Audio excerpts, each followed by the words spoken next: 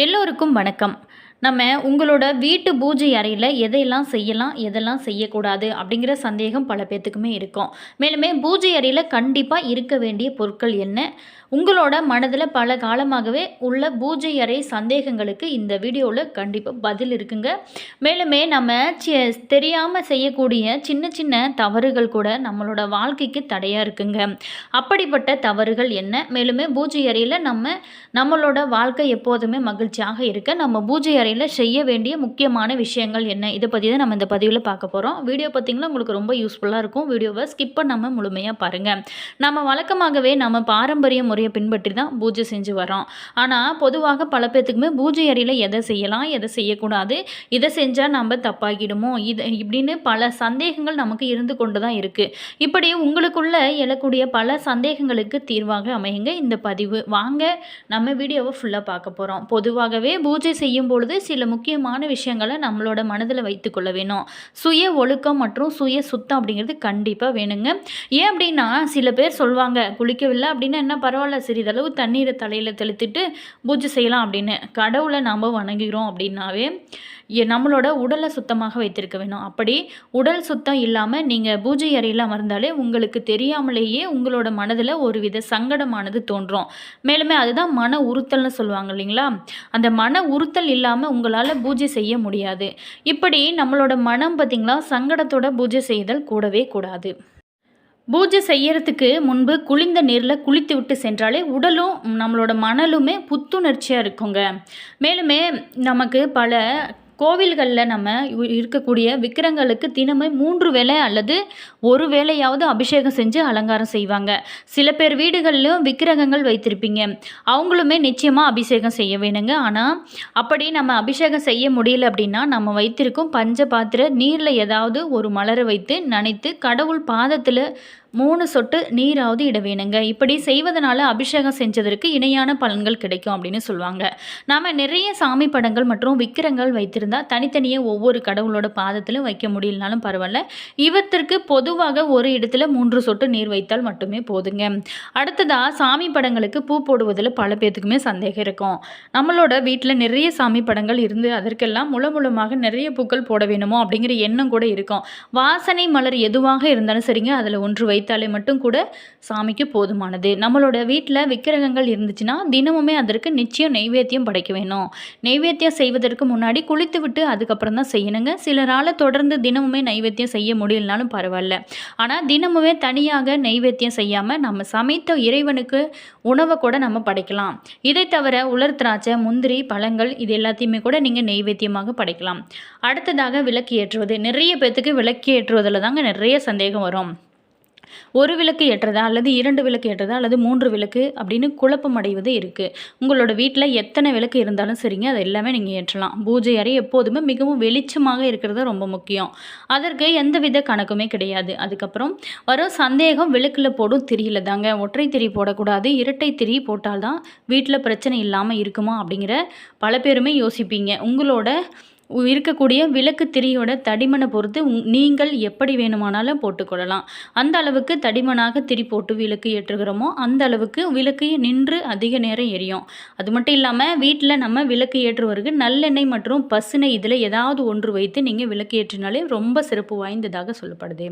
அடுத்ததாக தூபம் காட்டுதல். வாசனை நிறைந்த இடத்துல மகாலட்சுமி நிறைந்திருப்பாளுங்க.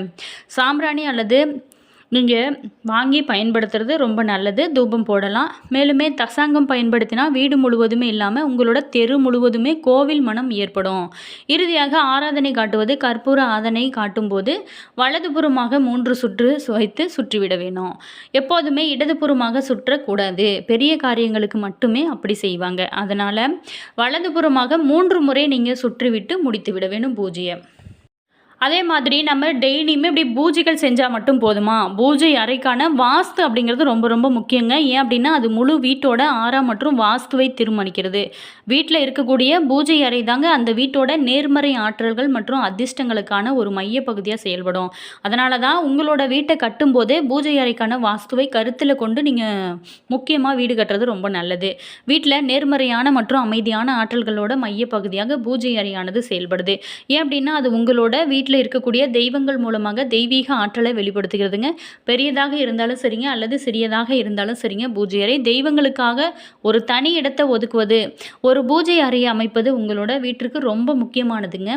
சரியான வாஸ்து அமைதியான நேர்மறையான ஆற்றலை கொண்டு வருதில் உங்களோட வீட்டில் எந்த ஆற்றல் வெளிப்பட வேணும், நேர்மறை ஆற்றல் வெளிப்பட வேணுமா அல்லது எதிர்மறை ஆற்றல் வெளிப்பட வேணுமா அப்படிங்கிறத தீர்மானிக்கிறதே இந்த பூஜை அறை தாங்க. இது ரொம்ப முக்கிய பங்கு வகிக்கிறது. பூஜை அறை உங்களோட வீட்டில் நல்ல அதிர்வுகளை வெளிப்படுத்துவது மட்டும் இல்லாமல் தெய்வீக ஆற்றல்களோட நீங்கள் இணையவுமே உதவுகிறது. வாஸ்து அப்படிங்கிறது உங்களோட வீட்டிலிருந்து எதிர்மறை ஆற்றலை நீக்கி மகிழ்ச்சியும் நேர்மறைகளும் நிறைந்திருக்க செய்யும் ஒரு அற்புதமான வழிபாடுங்க. மேலுமே வடகிழக்கு திசையானது பூஜை அறைக்கான ஒரு சிறந்த திசையை காட்டுகிறது. ஏன் அப்படின்னா அது சிவனோட இடம் அப்படின்னு சொல்லப்படுவதனால அது ரொம்பவும் மங்களகரமானது. அதைத் தொடர்ந்து கிழக்கு அல்லது வடக்கு திசை கருதப்படுங்க. தென் திசையை நோக்கி உள்ள பூஜை அறைக்கான வாஸ்து மங்களகரமானதாகவும் சொல்லப்படுது. அதே மாதிரி பூஜை அறையில் நம்ம பூஜை செய்கிறோம். அடுத்தது வாஸ்துப்படி நம்ம பூஜை அறையை வைக்கிறது ரொம்ப சிறப்பு வாய்ந்த விஷயம். அதே மாதிரி நம்ம முக்கியமாக பூஜை அறையில் கண்டிப்பாக இருக்க வேண்டிய பொருட்கள் என்னென்ன அது எல்லாமே பார்க்கலாங்க. தினசரியுமே நம்ம காலை மாலை இருவேளையுமே வீட்டில் பூஜை செஞ்சு இறை வழிபாட்டை மேற்கொள்ள வேணும் அப்படின்னு சாஸ்திரங்களுமே சொல்லுதுங்க. கோவிலுக்கு சென்று வழிபடுவதாக இருந்தாலும் சரிங்க, வீட்டிலேயே வழிபாடு செய்வதாக இருந்தாலும் சரிங்க, அதற்காக சில வரைமுறைகள் வகுத்து வைக்கப்பட்டிருக்காங்க. இந்த முறைப்படி நம்மளுடைய வழிபாட்டை மேற்கொண்டாமே அதற்குரிய பலனை முழுவதுமாக நம்மளால் பெற முடியும். பூஜை அறையில் கண்டிப்பாக இருக்க வேண்டிய பொருட்கள் நம்மளுடைய வீட்டோட பாசிட்டிவ் எனர்ஜியை அதிகரிக்க செய்யும் இடங்களில் ரொம்ப முக்கியமான ஒன்று தாங்க பூஜை அறை. வீட்டில் எப்போதுமே தெய்வீக தன்மையும் பாசிட்டிவ் எனர்ஜியுமே நிறைந்திருக்க பூஜை அறையை நம்ம எப்படி வைத்திருக்கிறோம் அப்படிங்கிறத பொறுத்து தான் நமக்கு அதோட பலன்கள் கிடைக்கும். நம்மளுடைய பூஜை அறையில் எத்தனையோ விதமான சுவாமி படங்கள், சிலைகள் உள்ளிட்ட பலமே இருக்கும். இதில் நம்மளுடைய இஷ்ட தெய்வங்கள் உள்ளிட்ட பலவுமே நம்ம வைத்திருப்போம். இப்போ ஆனால் சுவாமி படங்களை தாண்டி பூஜை அறையில் கண்டிப்பாக இருக்க வேண்டிய நிறைய பொருட்கள், வழிபடும் முறைகள் என இருக்குங்க. இந்த முறையில் நம்மளுடைய தினசரி வழிபாட்டை நம்ம மேற்கொண்டோம் அப்படின்னா வீட்டில் நன்மைகள் பெறுவது மட்டும் இல்லாமல் தெய்வத்தோட அருளானது எப்போதுமே நம்மளோட நிறைந்திருக்கும். மகாலட்சுமியின் அருளை பெற்றுத்தரும் பொருட்கள். வீட்டில் மகாலட்சுமியோட அருட்கடாசம் நிறைந்திருக்க வேணும் அப்படின்னா பூஜை அறையில் கண்டிப்பாக மகாலட்சுமி வாசம் செய்யப்படுவதாக சொல்லப்படும் பொருட்களில் ஒன்றான கண்ணாடி அவசியமாக வைத்திருக்க வேணுங்க. இதற்கு தினமுமே பூஜை செய்யும் போது தீபதூப ஆராதனை காட்ட வேணும்.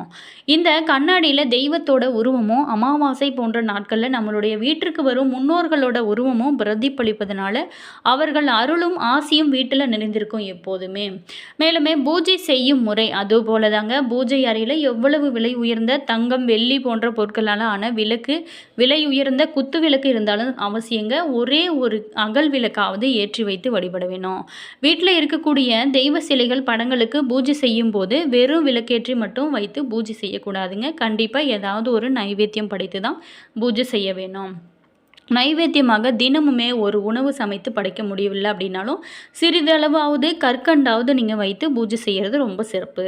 அடுத்ததாக பார்த்தோமா, சுவாமி படங்களுக்கு முன்னாடி ஒரு சிறிய கிண்ணத்தில் அரிசி, பருப்பு ஆகிய மங்களமான பொருட்களை நிரப்பி வைத்து பூஜை செய்வது இன்னும் சிறப்பான விஷயமாக சொல்லப்படுது. குறிப்பாகவே விநாயகரோட பாதத்திற்கு அருகில் எப்போதுமே சிறிது அரிசி வைத்திருக்க வேணும். இதனால் வீட்டில் எப்போதுமே உணவு பற்றாக்குறை, வறுமை ஏற்படாமல் இருக்கும். பூஜை செய்யும் போது கண்டிப்பாக இருக்க வேண்டிய மற்றொரு பொருள் தண்ணீருங்க.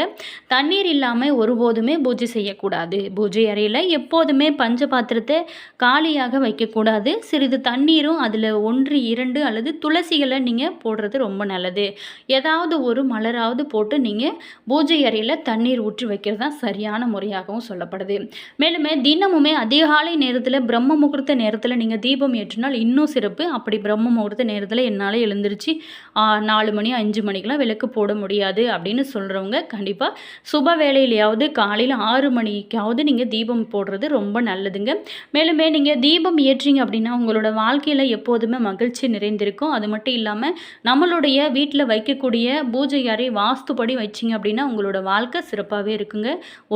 ஒரு வீட்டில் மகிழ்ச்சி அதிகமாக நிறைந்திருக்க வேணும் அப்படின்னு நினைக்கிறவங்க கண்டிப்பாக பூஜை அறையை வாஸ்துப்படி வைங்க. அது மட்டும் இல்லாமல் பூஜை அறையில் கண்டிப்பாக இருக்க வேண்டிய பொருட்களை கரெக்டாக வைத்து நீங்கள் தினமுமே காலை மாலை என இருவேளையுமே பூஜைகள் செஞ்சு வரதுனால நல்ல ஒரு மாற்றம் உங்களோட வாழ்க்கையில் ஏற்படும்.